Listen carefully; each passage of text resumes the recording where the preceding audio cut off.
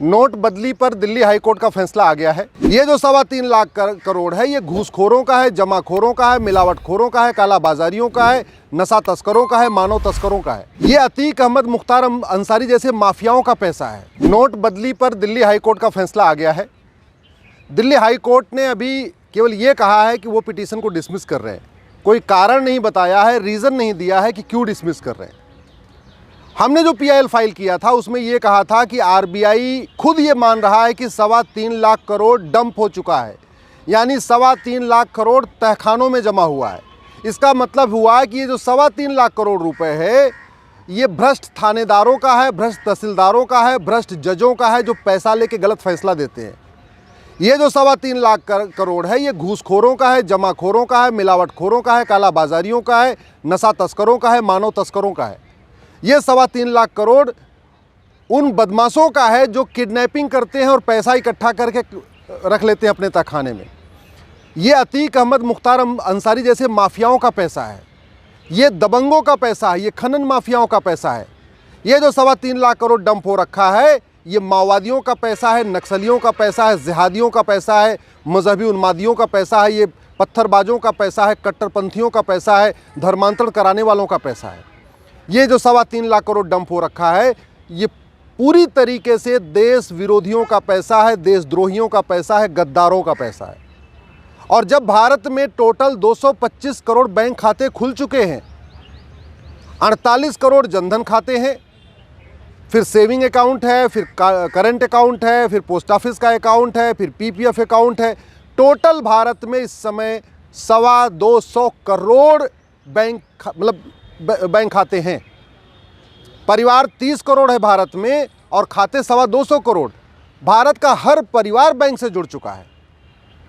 30 करोड़ परिवार रहते हैं और 130 करोड़ आधार बन चुका है। तो भारत के हर परिवार के पास आधार कार्ड भी है।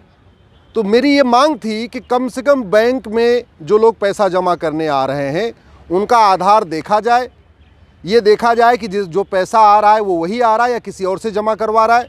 दूसरा, पैसा ये अकाउंट में ही जमा होना चाहिए, ये मेरी मांग थी। अकाउंट में जमा करने का 2 फायदा। पहला, सरकार को लगभग 1 लाख करोड़ रुपए टैक्स मिल जाता, क्योंकि RBI खुद ही कह रहा है 3.25 लाख करोड़ तहखानों में जमा है, डंप हो चुका है, आउट ऑफ सर्कुलेशन है। तो 3.25 लाख करोड़ अगर खातों में आता तो 1 लाख करोड़ सरकार के खाते में आ जाता। दूसरा, ये जब 3.25 लाख करोड़ खाते में आता तो सरकार को भी पता चलता कि ऐसे कौन लोग हैं जो न नौकरी पेशा है, न धंधा व्यापार करते हैं, न कभी इनकम टैक्स देते हैं। फिर इतना पैसा उनके पास कैसे आ गया? तो काला धन भी पकड़ में आ जाता, काले धन का स्रोत भी पकड़ में आ जाता, और जो गलत काम करने वाले हैं वो भी पकड़ में आ जाते। अल्टीमेटली आदमी पैसा लेके जासूसी कर रहा है, पैसा लेके गद्दारी कर रहा है, पैसा लेके किडनैपिंग कर रहा है, पैसा लेके मर्डर कर रहा है, तो उनको पकड़ना बहुत आसान था। इसलिए मैंने मांग किया था। अब फैसला चूंकि आया नहीं है, कोर्ट ने केवल एक लाइन बोला है, डिसमिस्ड। क्यों डिसमिस किया है कोई रीज़न अभी तक नहीं पता चला। फैसला आएगा, मैं पूरा जजमेंट पढ़ूंगा, उसके बाद देखूंगा कि इसको हाई कोर्ट में दोबारा आप रिवीजन के लिए रिक्वेस्ट करना है, रिव्यू के लिए रिक्वेस्ट करना है, या इसको सुप्रीम कोर्ट लाना है। क्योंकि टाइम तो लगातार भाग रहा है, 30 सितंबर तक डेडलाइन है। एक सप्ताह हो गया जजमेंट आने में, तो स्वाभाविक सी बात है इसको दोबारा अभी अपलोड हुआ नहीं, अपलोड होके पढ़ने। अब मैं ये देख रहा हूँ कि इसको करना क्या है, लेकिन मेरा ये मानना है कि तत्काल सरकार को इस पे कॉग्निजेंस लेना चाहिए। माननीय प्रधानमंत्री जी को इस बात का कॉग्निजेंस लेना चाहिए कि ये 3.25 लाख करोड़ आम जनता का पैसा नहीं है, ये भ्रष्टाचारियों का पैसा है।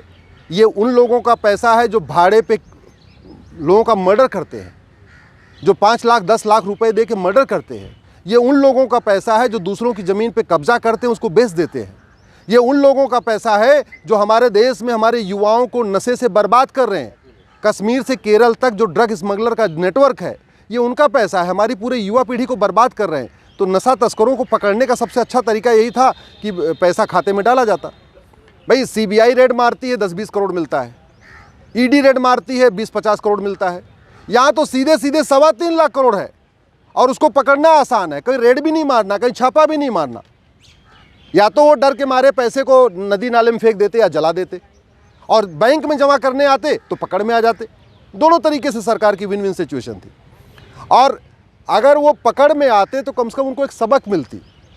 चूँकि अवैध तरीके से जो पैसा कमाया गया है वो आराम से वाइट होता जा रहा है, बैंक में ना आईडी प्रूफ दिखाना है, ना खाते में जमा करना है, ना कोई स्लिप भरना है, तो उनकी तो बल्ले बल्ले हो गई है। वो तो गरीबों को पकड़ रहे, उनको 500-1000 रुपये दे रहे हैं, दिन भर में 10 बार लाइन में लगा देते हैं। लाइन में लग के वो पैसा लगातार ट्रांसफ़र कर उसको एक्सचेंज करते जा रहे हैं। बहुत सारे तो ऐसे हैं जिन्होंने बैंक में सेटिंग बना लिया, 10% बैंक के कर्मचारियों को, अधिकारियों को दे रहे हैं और पूरा बोरी का बोरी सफ़ेद करवाते चले जा रहे हैं। तो इसको रोकने का अच्छा तरीका था, इसलिए मैं प्रधानमंत्री से निवेदन करता हूँ, इसको तत्काल बंद करिए, रोकिए इसको। इस काला धन का जो खेल चल रहा है सफ़ेद होने वाला, इसको रोकिए। भ्रष्टाचारी पूरा अपना पैसा सफ़ेद कर रहे हैं, हत्यारे, भाड़े के हत्यारे पैसा अपना सफ़ेद कर रहे हैं, नक्सली माओवादी अपना पूरा पैसा सफ़ेद कर रहे हैं, जिहादी अपना पैसा सफ़ेद कर रहे हैं, पूर्वोत्तर के अलगाववादी जिन्होंने भी मणिपुर में पूरी इतनी हिंसा किया, पूर्वोत्तर में जो अलगाववादियों का समूह है वो कश्मीर के अलगाववादियों से भी ज़्यादा खतरनाक है। वो सारा का सारा अपना ब्लैक वाइट कर रहे हैं। कश्मीर के अलगाववादी अपना सारा ब्लैक वाइट कर रहे हैं। यहाँ पे जो फॉरेन फंडेड NGOs हैं, विदेशी पैसे से चलने वाले जो नेता, अभिनेता, पत्रकार, कलमकार हैं, वो अपना पूरा पैसा सफ़ेद कर रहे हैं। इस योजना को रोकिए प्रधानमंत्री जी, नहीं तो आज नहीं तो कल ये बात सब लोग पूछेंगे कि क्या कारण है कि RBI एक घटिया पॉलिसी लाई, एक घटिया नोटबंदी लाई और प्रधानमंत्री जी मौन रहे।